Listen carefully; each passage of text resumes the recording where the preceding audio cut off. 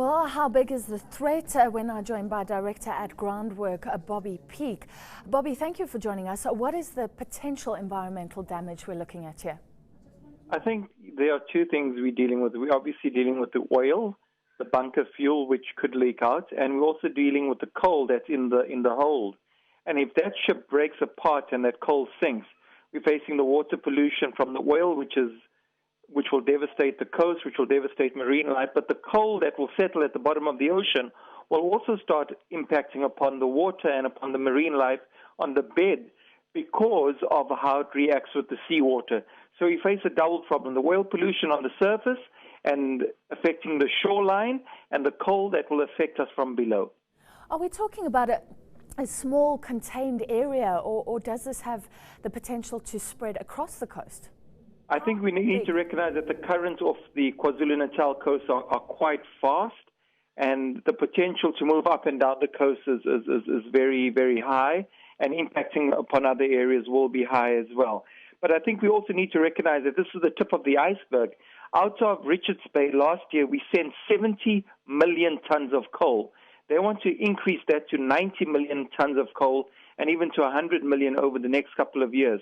So accidents like this are going to be commonplace in future along our coast with the increase of export to China and India. Do you have ears on the ground? Do you know how close that ship is to breaking apart? How serious is it? Because we're still waiting for the special equipment to come in.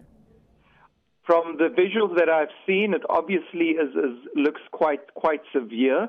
But, you know, I haven't been on site. But I've seen the visuals in the paper this morning. And we must also remember that, you know, if a storm does come up our way, you know, luckily I don't think any is, but if one does come up and that ship is not salvaged by then, we do face a problem. But we also need to recognize that it is the taxpayer that picks up a lot of the cost when things like this happen on our coast. Yes, they will claim that the insurance companies will pitch in, but that normally ends up in a court battle for many years. Our government has to step in, clean up, and that means it's our money that is spent on this. What about locals in the area? Looking at that ship, it looks severely damaged. What should they be careful of? Can they still fish, eat food from the ocean, or is this a time for caution?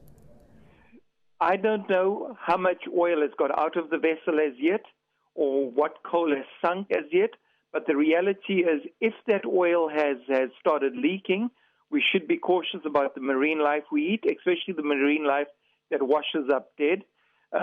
So I think it all depends on how severe that leak of the oil is.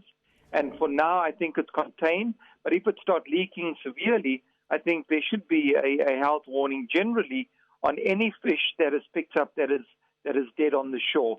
In terms of fishing specifically, you know, we hope that the fish will move away from the area when they see it's polluted, so the fish life will move to other areas. But sadly, the crayfish and all of that, people should not be eating because crayfish are filter feeders and mussels, etc., should not be touched. Bobby, you've raised concern that coal is transported on these boats, but our exports are also very important to our economy. So what's the solution here? Should these ships, owners, people involved simply be more careful? Well, I think the problem with what we're facing here is the tip of the iceberg with regards to coal.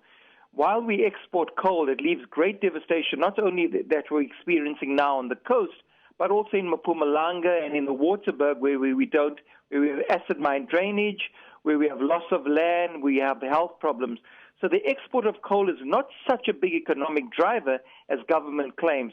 What should be done, however, is to move us away from an export-led economy on coal and start using a process where we running our economy internally rather than just depending upon digging up and sending out. South Africa is not a big hole, and the world needs to understand that. All right, thank you. Director at Groundwork, Bobby Peake. News that moves. eNCA.com.